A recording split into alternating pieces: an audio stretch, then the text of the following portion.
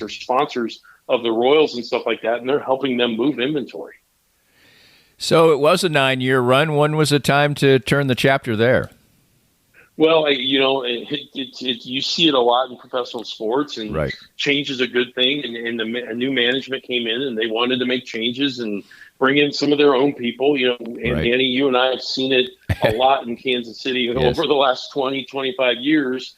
And so that was just kind of a good opportunity to reset. And, I actually went back to Iowa for a year, spent time in the performing arts industry, running a ticket office in sales for a community theater that brought in Broadway shows and stuff back in Iowa. Moved back for a year to be close to my mom and my sister and her family, and so spent a year back there. But I was anxious. I had an 11-year-old daughter here. Right. It was tough being away from her. So getting back to Kansas City and having a great relationship with the team at the time Wizards, but became Sporting KC was a natural fit to get me back to Kansas City and back into ticketing and premium sales. And, I spent some time with Sporting in building Sporting, Children's Mercy Park and getting that built from ground up and selling out that stadium, and which, they still do an amazing job out there. So, it was back to Iowa for a year, but quickly back to Kansas City. It's because it's where my daughter was and where I needed to be. And then one more step to the point where we're going to talk about what's going on now and over the last few years with IMG. Yeah, so went to KU for a year, worked for what is now Learfield IMG, and was in multimedia rights holding and sponsorship sales for Kansas and Kansas Athletics. And, I had done ticketing, I had done operations, I had done premium sales, but one thing I really hadn't done that I really wanted to do to kind of round my portfolio out was be in sponsorship sales and create packages that included branding and tickets and signage and hospitality and all that type of stuff around sponsor packages. So went over there, spent some time with the great team over at KU and Kansas Athletics, and just really had a really good experience over there. Just the drive from Kansas City to Lawrence can wane on you every day, and of course then I had this opportunity to land where I've landed now. More of Danny's Reasonably Irreverent podcast after this. Hey Kansas City, Joe Spiker, Easton Roofing, back for another beautiful springtime in Kansas City. We are proud to announce our renewed partnership with Big Brothers Big Sisters of Kansas City. Starting in 2024, a portion of every job sold will be donated to a cause close to my heart. I was a big, and I encourage you to volunteer. And if you hire us for service on your residential or commercial roof, you'll know that a portion of the profits will go to a great cause. So call us at 913-257-5426. Easton Roofing. Integrity matters. We're here at the 23rd Street Brewery with Matt Llewellyn. And Matt, basketball's over, football's still a few months away, but there's always fun to be had at the 23rd Street Brewery. Absolutely. We've always got something going on here. The games are always going on. It's a great place to come enjoy everything out on the patio. Beautiful scenery out there. Great beer. I've got a great brewer, great food. It's always fun here at the brewery. And the atmosphere is great and friendly and warm, too. We always want to make sure you're a lot happier when you leave than you were when you came in. Always fun here at the 23rd Street Brewery at 23rd and Castle. Make sure to come by when you're in Lawrence. If you'd like to join these and other fine sponsors and market your business on Kansas City's #1 rated podcast, contact us at danny@dannyclinkscale.com. Look forward to working with you. Our guest is Rick Amos. He's the tournament director of the Advent Health Championship, the Korn Ferry Tour event in Kansas City. Kansas City's only full-blown professional golf tournament, and it's coming up in just a couple of weeks in the middle of May. And he is the tournament director there, and this is it's just fun to talk about it in the development of this particular thing and the challenges and things like that of really having people understand just how fabulous the golf is and everything else. So how did you happen to move into this direction? Well, it's kind of funny. I was at an event for a good friend of ours, Jamie Bluma. Right. I believe it was a birthday party for Bluma, and I was introduced to a mutual connection of ours that was the tournament director at the time and has since gone on and is now a vice president for the PGA Tour. But right. Bluma introduced us, and it was just a great fit. It was an opportunity to, I kind of joked. I'd been in baseball. I'd been in college athletics. I'd worked in soccer, but getting into golf is literally a sport. As you know, Danny, we can play for as long as we want. Right. It's not like and much is going to give out. So I had this opportunity to get into golf and just become kind of take everything that I had done along the way, from ticketing to sponsorships to hospitality, and mold it into one and help sell professional golf here in Kansas City. And working with at the time Kelly Eddy and the Kansas City Crusaders. We've gone through some changes over the last few years to get the event where it is, but just really being in a career that is around golf and professional golf, and with the ultimate goal of giving back to charity. And Kansas City is such a charitable community. It was just a perfect fit for me at the time, to get into the golf industry, to get into with the PGA Tour, and with the end result of showcasing professional golf in Kansas City, with the ultimate goal of giving back to charity in the end. Now, that was at Lionsgate at the outset, correct? It was. When I started, we were at Lionsgate from 2015 through 2018, but it had been at Lionsgate for 2 or 3 years, I believe, prior to that. But Lionsgate had also obviously hosted a senior tour event, which is now called the Champions Tour, for a couple of years as well prior to that. So Lionsgate has been and continues to be, but at the time was a great host for professional golf here in Kansas City. And just talk about when you get into the swing of things or learning about it. This is it sounds silly. We're going to get into how great this is, but this is sort of it's a minor league sport to some. And what are the challenges for, spreading the word, getting the message? We'll get into the quality of play and all that here in a minute, but is there an adjustment or a way that you have to look at it to tell people that, this is big time, even if you don't think it's the real quote unquote PGA Tour?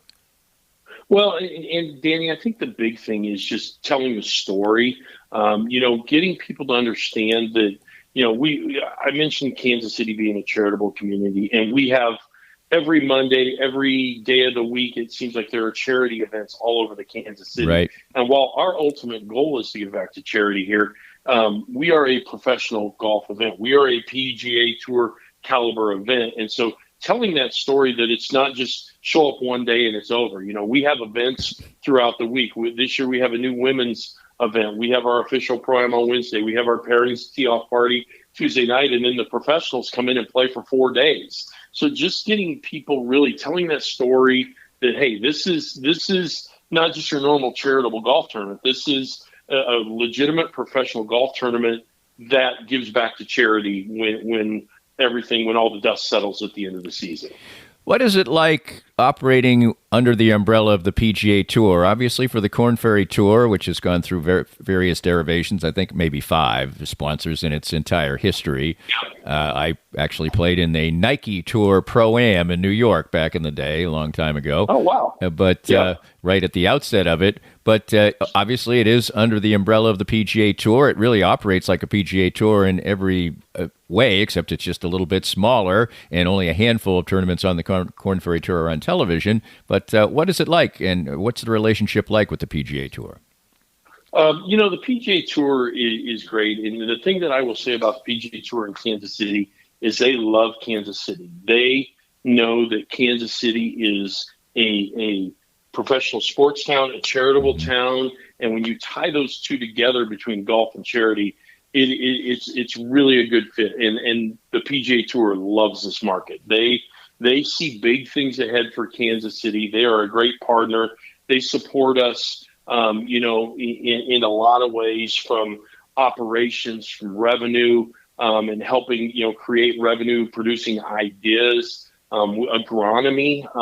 Blue Hills Country Club, where the event is hosted, they have direct contact with the PGA Tour agronomists to help with greens and conditions on the course. The superintendent talks regularly out here.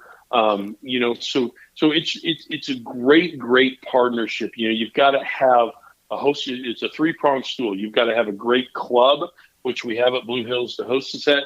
you've got to have the PGA Tour, and then you've got to have a host organization, which over the years has evolved. And our host organization, obviously now, was our title sponsor, was Advent Health. It's still our title, but Advent Health is now the owner-operator of the event. So they're actually the host organization. So without those three legs, it's really tough to have an event. And we're very fortunate in Kansas City to have the PGA Tour want to be here, Advent Health wanting to own an event and grow an event here, and Blue Hills Country Club wanting to host it.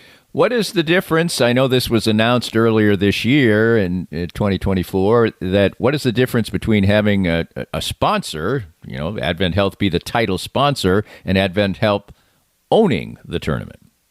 Well, I think the big thing is, previously Advent Health was the title sponsor, and typically in that situation, when you're just the title, you have another company that owns and operates. So that's basically the situation where I was. I worked for a company which is now merged with Troon, but it was Vintage Sports Properties, and we were basically the owner operator or the host organization per se. And so the title sponsor, sponsored the event, was involved in the event, had a lot of say in the event, but we did a lot of the day-to-day from sales and everything. Now all of that is owned. So the best way to look at it is all complete financial control of the tournament is now owned by Advent Health. So, and I think that's very important, and one of the reasons why Advent Health has chose to go down this road is they want to grow this event. They see the possibilities ahead. They want all proceeds from this tournament to stay in the Kansas City market and to benefit the Advent Health Foundation and other charities in Kansas City, versus when you've got host organizations or management companies that aren't actually in the market.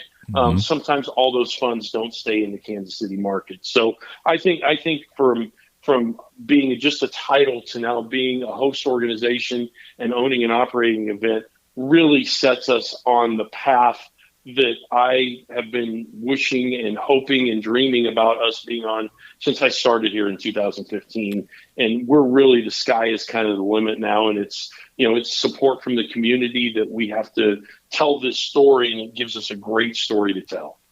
Well, you mentioned spreading the message and getting it. Even people who I think fancy themselves slightly golf fans, sometimes I can get eureka moments out of them and trying to explain to them the quality of play.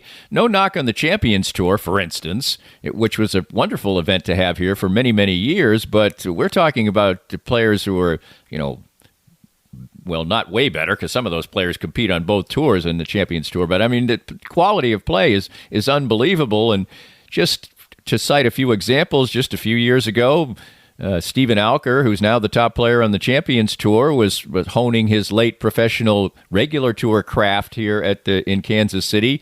Just last year's event, Grayson Murray was a winner, and he's already a winner on the PGA Tour. Jake Knapp was in the top 10. He's already a winner this year on the PGA Tour. There's all kinds of examples. I mean, as of 5 years ago, Scotty Scheffler was playing the Korn Ferry Tour. Yep. So, I mean, do you still get that, sort of with people going, really, this is that? Because everybody now, basically, that you're going to see playing on the PGA Tour, with very few exceptions, will have played on the Korn Ferry Tour. Yeah, I think we're up to almost, 90% now of players on the PGA Tour have at least had stints or stops or started on the Korn Ferry Tour. I mean, obviously, you're going to have those unique situations like Jordan Spieth. Right. He got an exemption and boom, went right there. But you just don't see that anymore. And you just highlighted it. Cameron Young won here in 21. Right. You know what? And he played in the was it the President's Cup this last year, Ryder Cup, whichever it was. But these guys are that good, and we have said from the get-go that if you take the top 20 guys and put them out there, they're probably going to win. But if you take the other 190 on the PGA Tour and you take the top 100, 125 on the Korn Ferry Tour, any given day these guys can win. Right. And that's why you see Grayson Murray winning and going. And Jake Knapp and Grayson Murray, not only both top 10 here last year, they both have won on the PGA Tour, and they both made the cut at the Masters this year and played the weekend at the Masters in their first year on the PGA Tour. And so I think that's the storyline of these guys are that good. Now, there are some guys that have been here that have got their card and then come back. Trevor Cohn will be back here this year, and he won here a couple of years. So it gives these guys an opportunity if they go to the PGA Tour and it just doesn't work out, they come back and they reset and they go back again. You mentioned the older category.